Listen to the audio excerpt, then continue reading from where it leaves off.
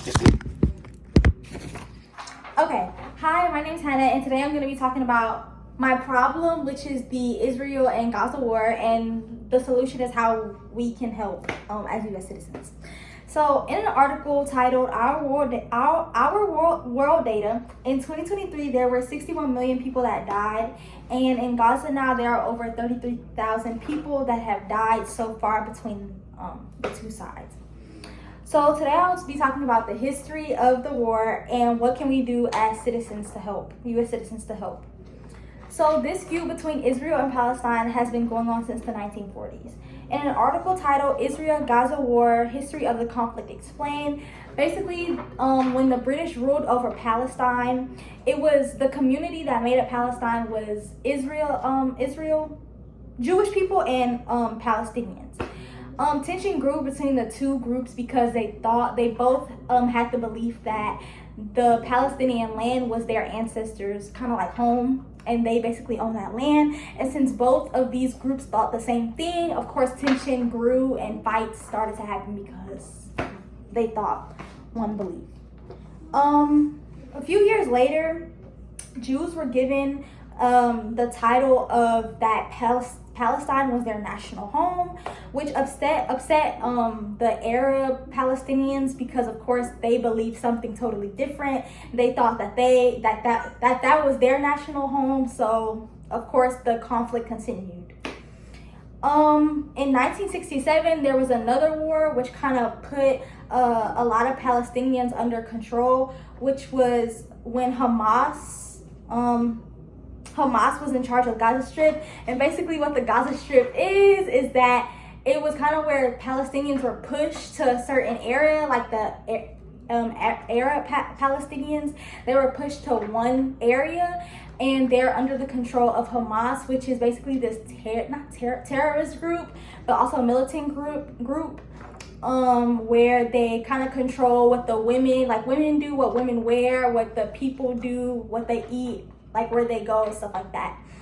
So it's kind of like a government. It's kind of like a government, but for just Palestinians.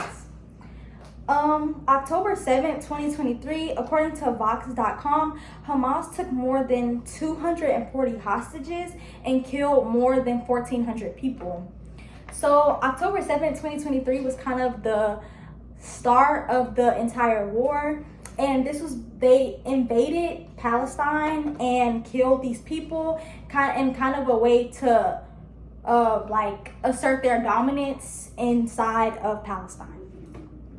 So what can we do in the U.S. as citizens? According to Jennifer Bing, a writer with AFC.org, there are about 3 things we can do. First, we can contact our representatives, like the Texas House of Representatives, since we live in Texas, or the representatives that represent our districts, and we can contact them with phone, email, stuff like that, and get their attention on what's going on over there and some ways that they can help out. Second is hold corporations accountable. So on multiple sites on the internet, you can find places that support Israel or Gaza, like Starbucks is one, and you can hold them accountable by doing stuff like taking stands against them. And then 3 is donate to aid organizations that bring aid to Palestine and Gaza, to hurt families or people who kind of help those families that are in need with that can't eat or can't get water and stuff like that. So you can donate to those organizations so that they can help out those people that are suffering in Israel and Gaza right now because of the war, since it doesn't look like it's gonna subsidize anytime soon. So in summary, the war between Israel and Palestine is only getting worse. The number of deaths that has occurred is going to continue to rise within the coming weeks and months.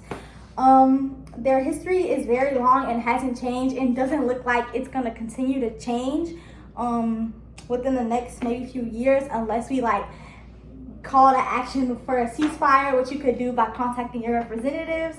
And then U.S. citizens can help, although we don't live there. Although we live in the United States, we can help by donating, contacting people, and holding corporations accountable. Thank you.